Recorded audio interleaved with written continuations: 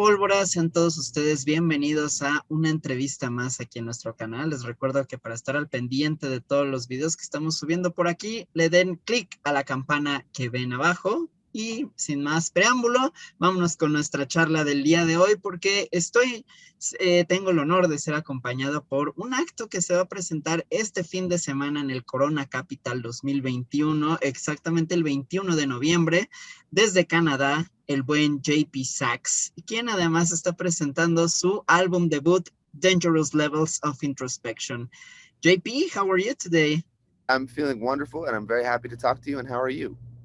Oh, fine. Thank you very much. And now, JP, I want to talk to you about several things, especially because of the release of your debut album. So let's begin, shall we? First of all, Dangerous Levels is your debut album after a couple of EPs and several singles. I think it's a wonderful choice to release a whole album on these days when the industry once again is dominated by singles. But if you can tell me more about the composition and the production behind the album before going deeper into the songs. Sure. I mean, I intend to be making music for the rest of my life. And because of that, in making my first album, I always had in my mind, being 60 years old and looking back at, the first of many albums. Like, what was the first one? And I wanted it to symbolize and represent the kind of art that I want to be making for the rest of my life. So I obsessed over every little nuance of this album because, sure, I wanted it to be honest and candid, but being prioritizing sincerity above all takes a lot of effort to figure out how you craft that sincerity into something that feels as genuinely rooted in yourself as possible. So from a musical standpoint, from a lyrical standpoint, even from like the standpoint of the collection of songs and the emotional flow of it, there isn't a moment on that album that I didn't spend, countless evenings pacing around my living room at 3 a.m. overthinking. You can say that you work really hard on this album, and it's a nice goal that you have already set to work on music for the rest of your life. I hope you make it. And JP, I want to talk about a couple of the songs included. First of all, Line by Line, which feature country singer Maureen Morris. If you can tell me more about this song and how did you connect it with Maureen? So Marin was the first artist I ever worked with in Nashville. I had never written in Nashville. I'm not really a country artist. Yeah. I always liked Marin's music, and I always liked her writing, so I was excited to get into the studio with her. And we had a conversation about what it feels like to be in love with another writer, because both of us are in love with other writers. And how it feels symbolic of how when love is good, it's bigger than our ability to sum it up. It's bigger than our ability to describe. But that when you're dating writers, even though the love is bigger than you can describe, you're still trying to describe it because that's writers love to try and fit feelings into words. So we were just talking about how we related in our lives to that, and out came this song. I mean, line by line feels like almost exactly the conversation we were having. Two things that I want to ask because of your answer. Now, I know obviously you don't perform country music, but do you like it? And do you have any favorite artist besides Marin, obviously? Yeah, I mean, I like any kind of music that's prioritizing sharing something honest about the artist. Um, and I think that happens in every genre. And it doesn't happen in every genre. It's, uh, I mean, who are some of my favorite artists in that world? I mean, certainly Maren Morris, as you said. I really like Joy Oladukin. I really like Ingrid Andress. Oh, cool. Nice, JP. And the other question related to the answer, can you share us some of the writers you're in love with?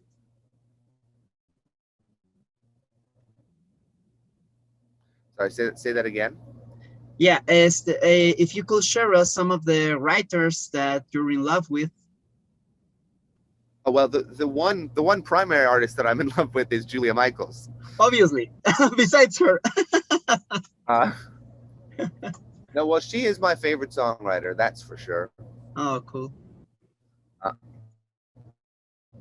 but other songwriters right now I think are great. Um, I would say right now, uh, Jason Isbell. Um, I really love. I think there's a new artist named Holly Humberstone who I think is a really great writer. Okay. Um, I think Maui Ricky are great writers, not just because they're my brothers. I mean, I think that whole family is great writers. Maui Ricky, Eva Luna, Camilo. Um, yeah, those are the first people who come to mind. Nice. Now I want to talk about another of the tracks from the album, the title track, Dangerous Levels of Introspection. I found the lyrics very interesting because we are on a era, on a time where many things, not only music, but also films and other kinds of arts, got into these nostalgia vibes all the time. And some of the lyrics from these songs truly remarks another way to see it because there's an introspection of how nostalgia can also be harmful. If you can tell us more about it. Yeah, that's exactly sort of what we were talking about in when we wrote this song.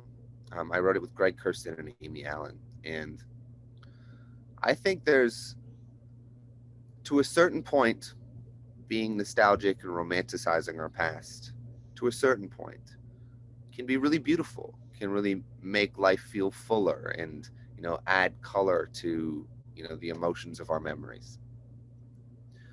But then past a certain point, if you're over romanticizing the past, you really run the risk of messing up the present. Sure, because you're stuck. Because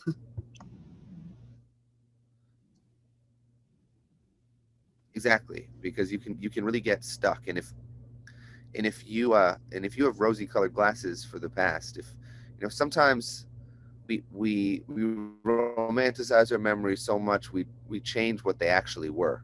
you know Maybe there were beautiful parts of the moment, but maybe we're not thinking about the parts of it that weren't so beautiful, and then we have this unrealistic picture of the past, and then we're comparing the very real present to this fantastical past, and then it's hard to find joy in the moment because you've rooted all your joy in parts of your life that you don't have anymore.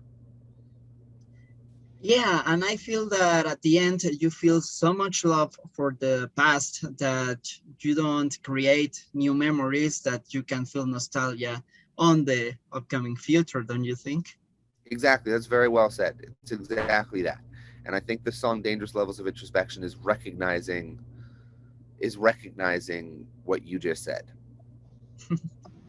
Well, JP, another song that I wanted to talk is was my favorite from the album, Sing Myself to Sleep. I found it very personal and I love the lyrics, especially this part where you said that you sang me lullabies in other languages and you still don't know what they mean. If you can also share something about this song. Sure. Um, I wrote that song about my mom. My mom passed in January of 2020. I'm sorry. I appreciate that. And she had cancer, so we found out that she was terminal. Um, Actually, the week before I wrote "If the World Was Ending." Uh, it was a very emotionally full time in my life. So there was about 6 months where she was in and out of the hospital, and I finished my first EP, that EP Hold It Together, I finished that EP in the studio in Toronto, going to the studio during the day and then sleeping next to my mom in hospice at night and playing her all the songs, the last month of her life, staying in that hospice and sleeping beside her. Um, and that was such a, obviously, losing a parent will be a really monumental part of anyone's life. And to me, this album, I wanted to represent the emotions that I lived in for the last 5 years of my life. And it would have felt incomplete if I didn't talk about my mom. Um, and I didn't know how for a long time. It took me a really long time to get to that song. A lot of journaling, a lot of thinking. But I think one of the things that I consider a responsibility of being a songwriter is to look at our emotions straight in the eye and maybe face them a little bit more head on than you would have to if you worked in a job that isn't art. And I think the reason that's a responsibility is by facing them, by coming to terms with them, and by creating something out of them, like taking these really painful parts of my life and creating something that I can find some beauty in, like that song. Maybe that allows others to find some of the beauty in the more painful parts of their life too. So, as much as that was the hardest song on the album to write and came from a really painful place, it's the song on the album that means the most to me because it would have been incomplete without it. And it does really represent a lot of the feelings that are still very real about my mom. Well, man, once again, I'm sorry for your loss, and I'm pretty sure she will be really proud of you because of this album. It was a great work and a great way to express all these emotions. And yes, just as you said, as a songwriters, it's very important to look for all the things that you have felt over the years to put on those songs. But JP, I want to change the subject, okay? Okay. Cool. Now going to the past, to some of your previous songs. I gotta be honest with you, JP, because I don't usually like Christmas songs or Christmas music, but I love Kissing in the Cold. I honestly felt it was really emotional. And the voice games that you and Julia made were amazing. If you can share us about how this song was born, about the idea of releasing a Christmas song too. Yeah, the song was born out of, so Julie and I live together. We've lived together for a year and a half now. And last summer, so we're in the middle of quarantine, summer 2020. We're just sitting at home, and Julia goes, "I want to write Christmas songs in like July."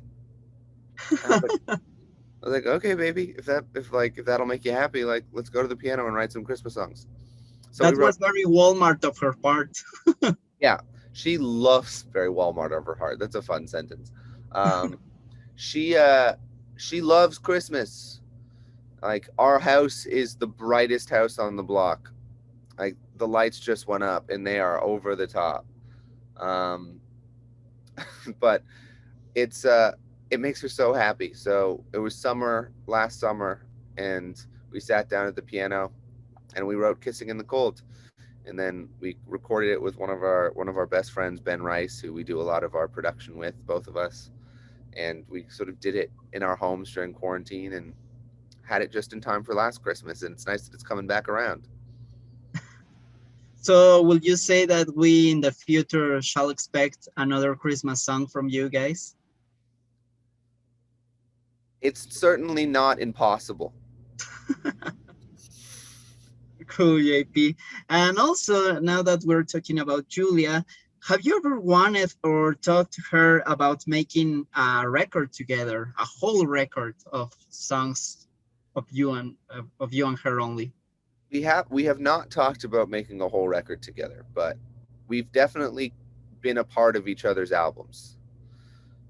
She's written a bunch of songs on my album. I wrote a bunch of songs with her on her album.